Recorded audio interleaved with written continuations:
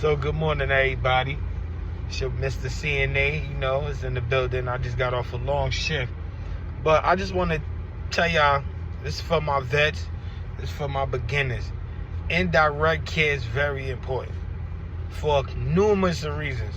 I mean, one, meeting a resident for the first time, knocking on the door, introducing your name, what are you there for, it bring ease to everybody, make you get more comfortable, make the resident more comfortable.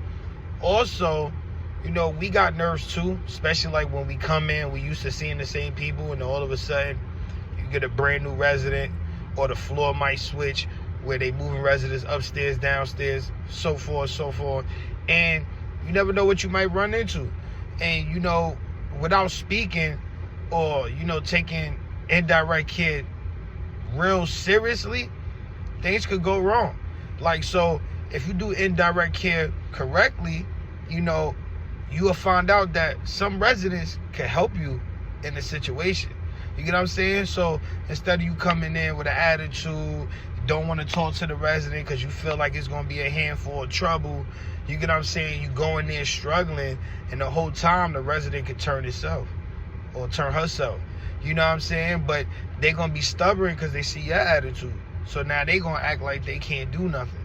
You know what I'm saying? So indirect care is very important. And like I said, it's work both ways for the resident and for CNAs, nurses. Because also you got to realize too, all right, residents, they used to be in that home, being with family. Now they in a place where they uncomfortable. They got to depend on other people, especially a lot of men, older men that's in nursing homes, that's used to taking care of the home, providing, putting food on the table, hardworking men. They don't know how to slow down. And even though they of age where they got to, sometimes in their head, they still think they're young. So just remember that. Everybody's in an uncomfortable situation when it comes to stuff like that. And we just need to remember, use our basic skills that we learned in class, during the state test exams. Take all that and use it, because it works and it helps. Obviously when you get in a job, you find other ways to maneuver to make the job a lot easier and keep up with the job. However, you still got fundamentals, and make sure you use those.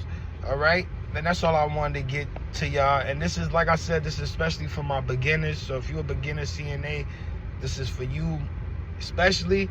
But for the vets that might slip here and there, like I said, take indirect care very seriously. And that's it, y'all. I'm out.